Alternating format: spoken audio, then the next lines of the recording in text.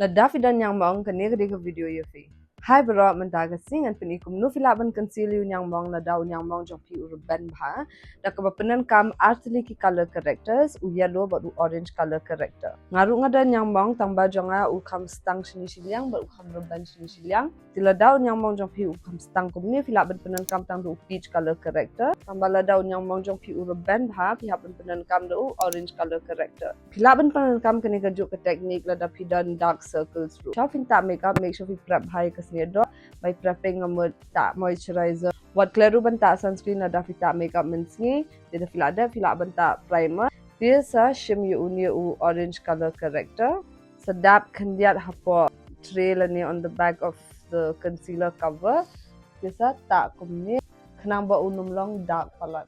Da filada ta yu orange color character filaban shim sa yu uni u yellow color character. Sata na jrong jong unia. Unia raban pen brighten up ya katuka jaka bafita yu orange color character kanang ba garong orange kanum paulo da fita foundation na jrong. Penan kam lu brush makham hair mangan sistem. Tidak fi pigment ta fi dang la ban yu yu tu Ñiangmong ti fila ban shim kandiat uni rong orange but kandiat uni bastem mix kumni bisa tap na jrong kumni. Apa fita yu new concealer make sure to use dabbing motion. Wat num le akumni nama ko ba utu product un shong baha ha kasnedo. Tidak fila adap conceal fila banta also foundation ubaya ha bakarong snedo jong pi kram even out ya ka skin tone. Fimdan kam man shim product shikit just a little bit goes a long way. The shim palat shikit it's a long cakey.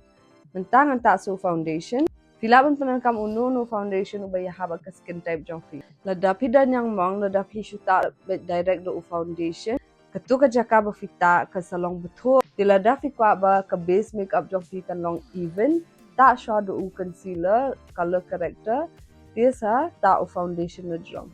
Da fila adap ta yu concealer apsha shi pang bu un settle how to concealer tisa ta u foundation na jong. Apa bafita yu foundation ru shu dap kumne wat num sweep yu foundation.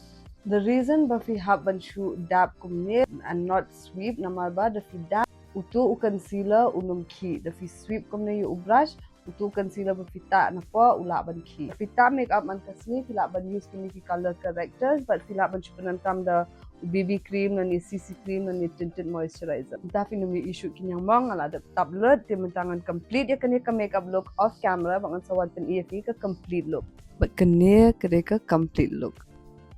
I hope you find this video helpful. I'll see you guys in the next one. Bye.